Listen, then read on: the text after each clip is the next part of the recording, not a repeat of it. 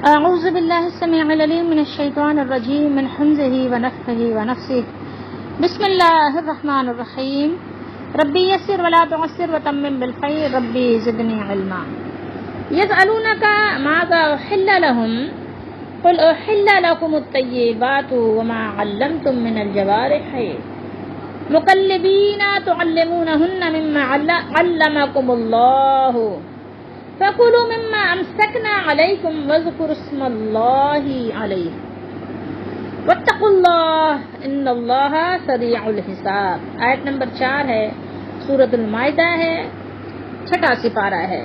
ترجمہ ابن کثیر سے ہے۔ اے نبی،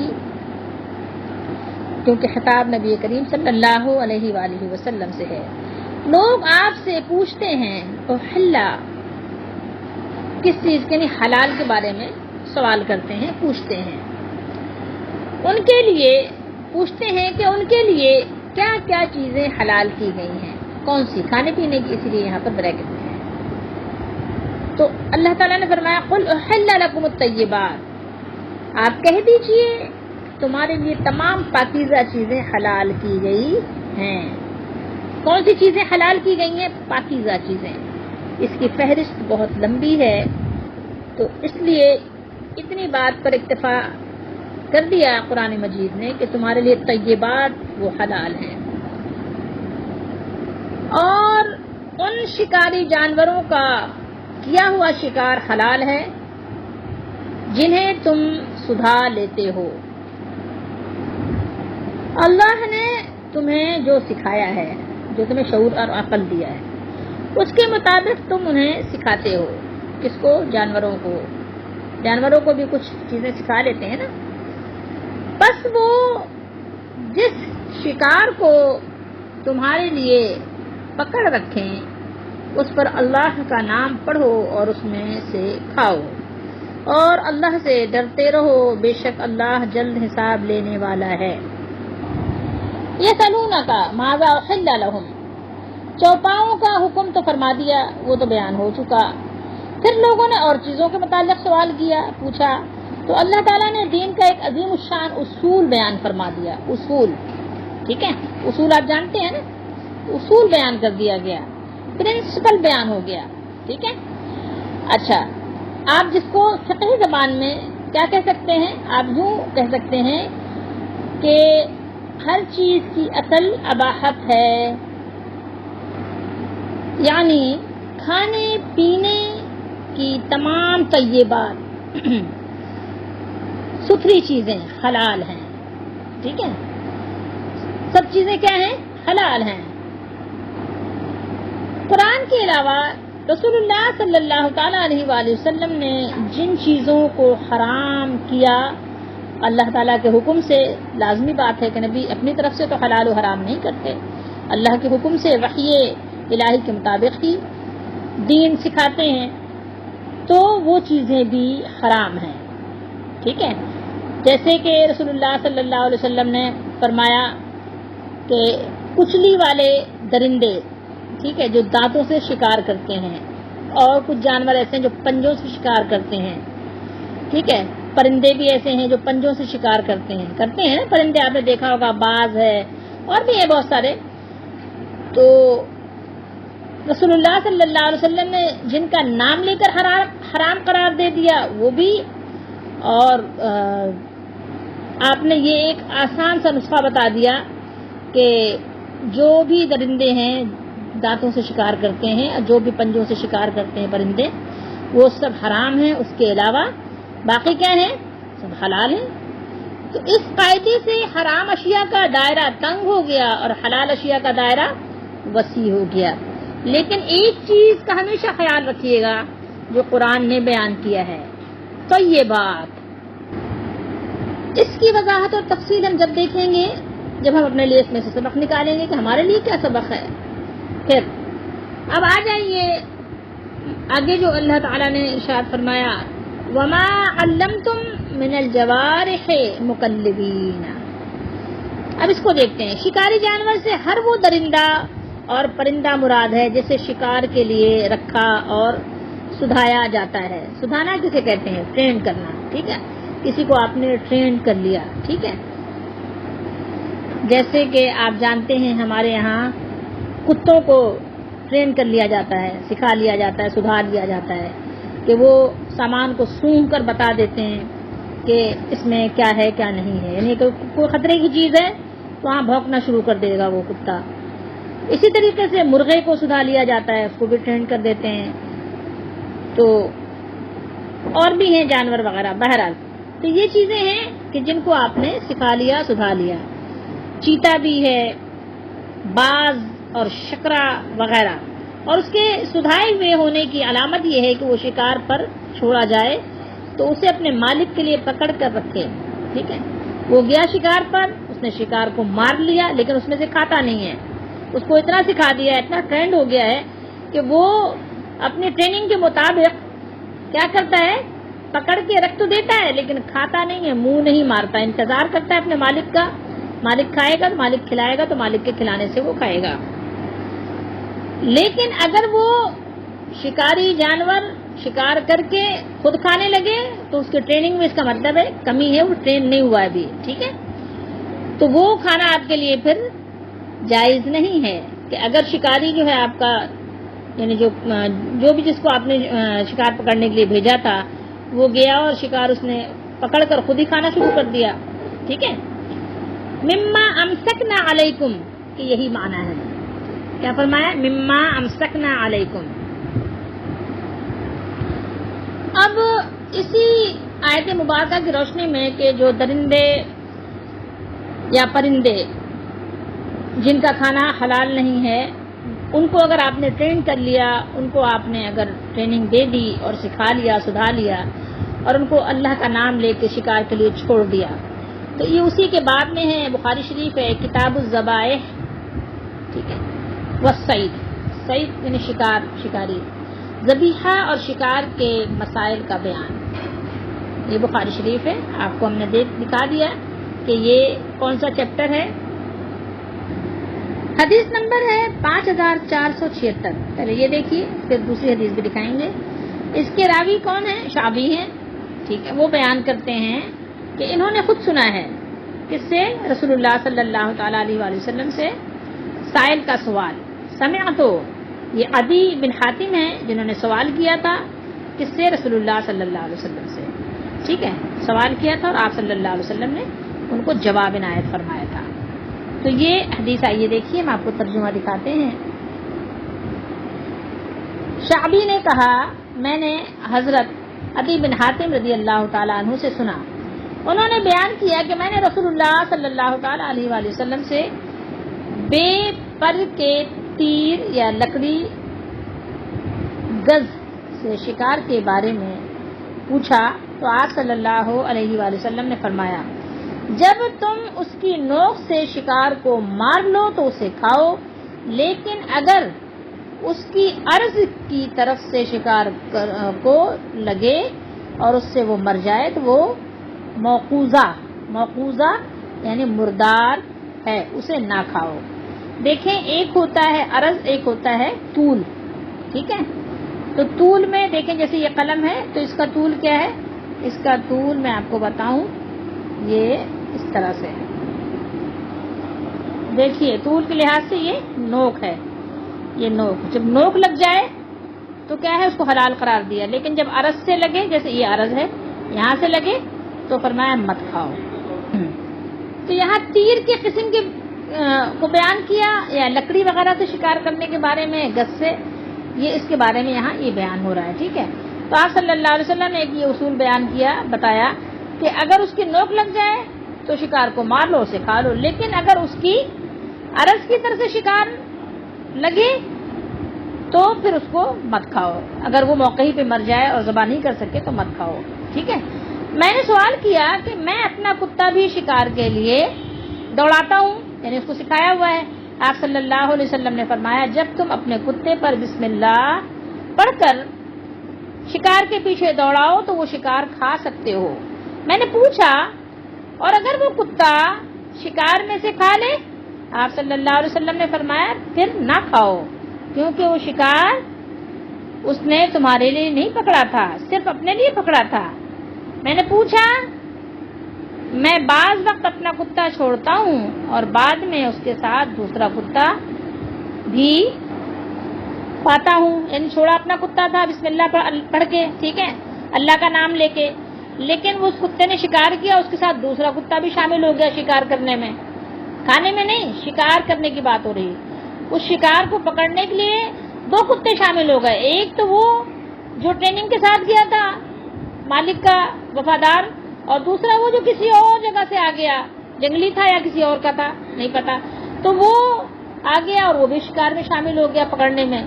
تو آپ صلی اللہ علیہ وسلم نے جواب میں کیا فرمایا, پھر اس شکار کو نہ کھاؤ کیونکہ تم نے بسم اللہ صرف اپنے کتے پر پڑھی ہے, دوسرے والے پہ تو نہیں پڑھی نا.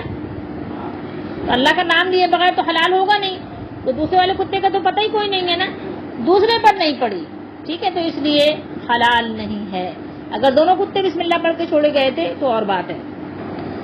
حدیث نمبر 5477 بھی یہی ہے, حدیث نمبر 5475 بھی یہی ہے, یعنی مضمون یہی ہے, الفاظ تھوڑے بہت آگے پیچھے بھی ہیں. واتقوا اللہ, غور طلب ہے, اللہ کا بیان غور کرنے کا مقام ہے. اگر حلال ہونے کی کوئی شرط کم ہے تو شکار کھانے کے شوق میں اللہ سے بے خوف ہو کر اسے مت کھاؤ.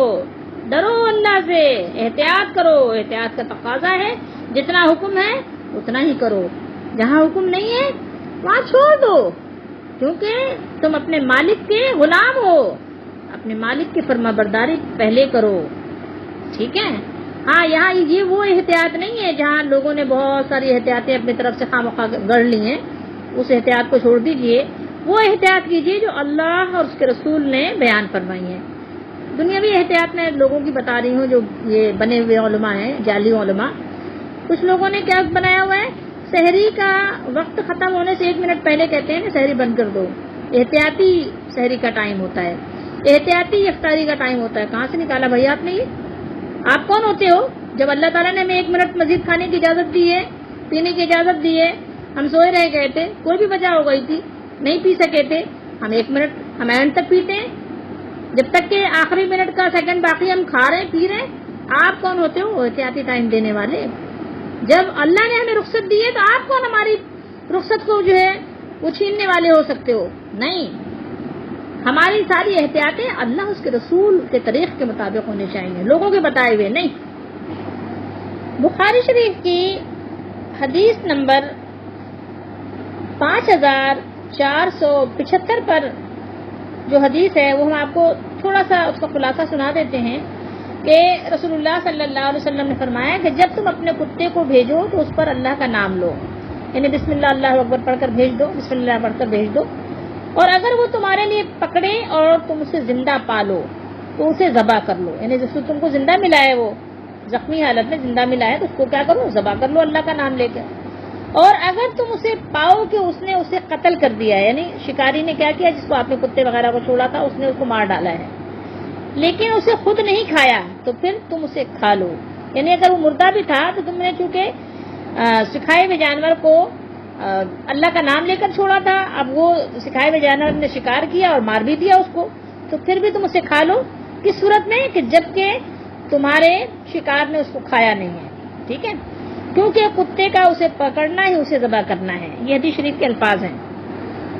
اور صحیح بخاری اور صحیح مسلم کی ایک اور روایت میں یہ الفاظ ہیں کہ اگر اس نے شکار کو خود کھا لیا, ٹھیک ہے, اگر اس نے خود کھا لیا ہو تو پھر تم اسے نہ کھاؤ, کیونکہ مجھے خدشہ ہے کہ یہ شکار خود اس نے اپنے لیے پکڑا, اپنے لیے کیا. اسی طریقے سے صحیح البخاری میں تیر وغیرہ کے بارے میں بھی ہے کہ جیسے ہوتا نا, آپ تیر مارتے ہیں کسی پرندے کو, پرندہ اوپر بیٹھا ہوا ہے, آپ نے کیا کیا, تلوار اٹھائی اور اس سے اپنا نشانہ لیا تیر کا اور آپ نے اس پر تیر مارا ہے. تو آپ صلی اللہ علیہ وسلم نے فرمایا کہ جب یعنی شکار کے لیے تم تیر پھینکو تو اس پر اللہ کا نام لے لو, یعنی اس کو بھی بسم اللہ پڑھ کر پھینکو, کہ تاکہ وہ پرندے کو یا ہرن کو یا جس جانور کو بھی لگے جو حلال ہے آپ کے لیے, اس کو جب لگے تو وہ بسم اللہ کے ساتھ لگے, تاکہ وہ آپ کے لیے حلال ہو جائے. اگر وہ اس ایسی صورت میں مر بھی جائے تو وہ آپ کے لیے حلال ہوگا, کہ ظاہر گردن پہ بھی لگ سکتا ہے تیر, کہیں بھی لگ سکتا ہے تو وہ جانور بھی آپ کے لیے حلال ہو جاتا ہے۔ ام المومنین ام سلمہ رضی اللہ تعالی عنہا کے بیٹے رسول اللہ صلی اللہ علیہ وسلم کی پرورش میں تھے، آپ کے ہی ساتھ رہتے تھے۔ تو جب ام سلمہ رضی اللہ تعالی عنہا کے گھر کی باری ہوتی تو آپ صلی اللہ تعالی علیہ وآلہ وسلم کے ساتھ وہ کھاتے بھی تھے۔ تو عمر بن ابو سلمہ سے آپ صلی اللہ علیہ وسلم نے فرمایا سم اللہ وکل بیمینک وکل مما یلیک، اللہ کا نام لو، اپنے دائیں ہاتھ سے کھاؤ اور اپنے آگے سے کھاؤ۔ بڑا خوبصورت انداز میں آپ صلی اللہ علیہ وسلم نے ادب سکھایا، کیونکہ وہ چھوٹے بچے تھے اور ہر طرف سے کھاتے تھے۔ بچوں کو آپ پتہ ہے جب پلیٹ سامنے ہونا تو یہاں سے بھی ہاتھ مار رہے ہیں، وہاں سے بھی مار رہے ہیں، وہاں سے بھی مار رہے ہیں، وہ یوں کر کے کھاتے ہیں نا۔ آپ صلی اللہ علیہ وآلہ وسلم نے ان کو خوبصورت ادب سکھایا۔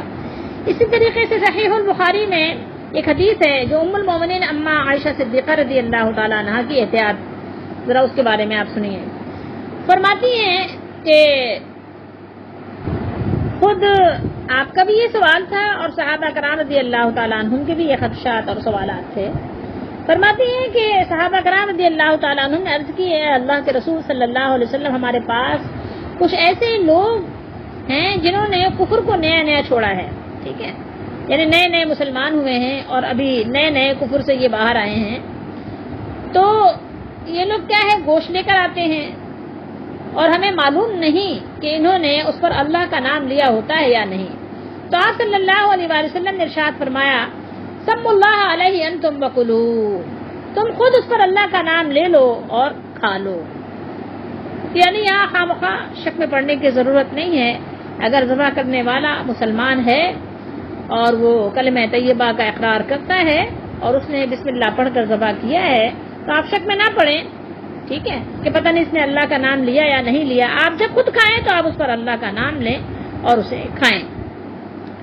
لیکن اگر آپ کو نہیں پتا کہ ذبح کرنے والا کون ہے، ٹھیک ہے، کوئی دہریہ تو نہیں ہے مسلمان کے نام پر، یہ کوئی بد مذہب تو نہیں ہے، ٹھیک ہے، تو پھر آپ نے ظاہر دیکھنا پڑے گا۔ اگر دارالکفر میں آپ رہتے ہیں تو آپ کو یہ ساری چیزیں دیکھنی ہوں گی کہ آپ جس ہوٹل میں کھا رہے ہیں اور جس آپ ریسٹورنٹ یا ٹھیلے پر کھا رہے ہیں آپ نے دیکھنا ہوگا، چیک کرنا ہوگا، معلومات حاصل کرنی ہوگی۔ یہ بات آپ کے لیے پھر کافی نہیں ہوگی، کیونکہ اگر آپ دارالکفر میں ہیں تو پھر احتیاطیں تھوڑی بڑھ جاتی ہیں، یاد رکھنا چاہیے، اور دارالاسلام میں ہیں تو پھر اس کے معاملات الگ ہو جاتے ہیں۔ اب ہم ان آیات مبارکہ میں، بلکہ یہ تو ایک ہی آیت ہے، اس آیت مبارکہ میں اپنی جو ہے یعنی اصلاح کی اور اپنے سبق کی طرف آتے ہیں۔